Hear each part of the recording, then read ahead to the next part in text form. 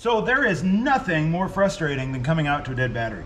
And this has been a problem on this tracker for the last 6 months or so.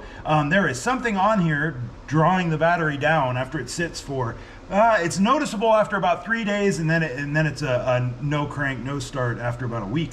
So I'm going to show you how I determine what's causing that. And this is a good method for something that drains your battery in a week. If you have something that drains your battery over like a month, this method probably won't work because it probably won't have enough of a draw to light up a light bulb like we're doing right there. So what I did is I disconnected the negative, hooked one end of the test light to the cables that are supposed to go to the negative there, and then the other end of the test light, I just have it clipped on there with the jumper cable lead like that. I'm charging my battery right now because again it was dead, but it's irrelevant whether battery charge is on or not. If you have power in there, it should be lighting up your test light like that. So as you can see, it's flashing.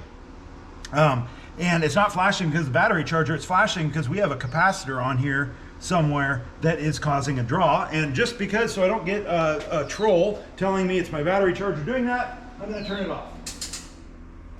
And in fact, just so I still don't get a troll telling me it's my battery charger doing it, there it is with no battery charger, so it's flashing. So my guess is we have a capacitor in something that is causing that. So what we're going to do now is try to make that flashing go away. And by making that flashing go away, we'll figure out what it is that's drawing it. So we're just gonna basically do a process of elimination.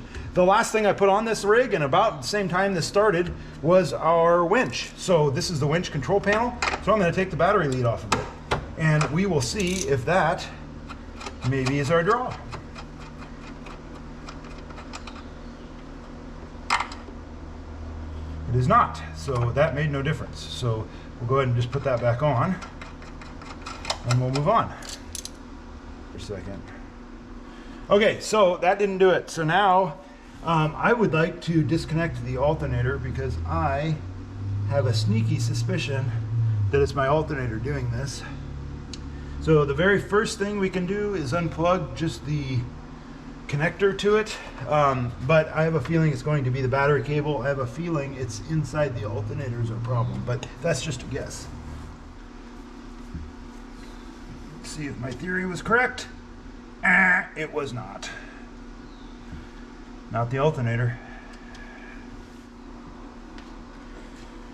Okay, so now we're just going to go inside the car and start unplugging stuff one at a time. I have never seen a starter do a pulse like that because there's not really a capacitor in a starter, so I'm going to just not disconnect the starter for now, unless we absolutely have to. Woohoo, look at that. It was the stereo. Okay, so sometimes doing the method I just showed you leads you to find things that you really don't want to see. And in this situation, I was just doing it. I was in the process of editing the video, and then I had another problem with a vehicle draining, and what it ended up being was a mouse chewed these wires. And so this is the AC compressor, this is the main computer.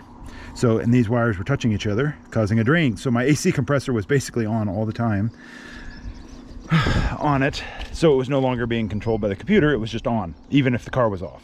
So that's what I found. So I have a lot of heat shrinking and wiring to do. To fix that, I'm going to vacuum out their nest. It doesn't look like they've been there in a while. This problem started over the winter, so I have a feeling they kind of have been there and left since then. So, but anyway, thanks for watching. Hopefully this was helpful to you, and hopefully it will help you find that lingering problem that is causing your dead battery. Fixed.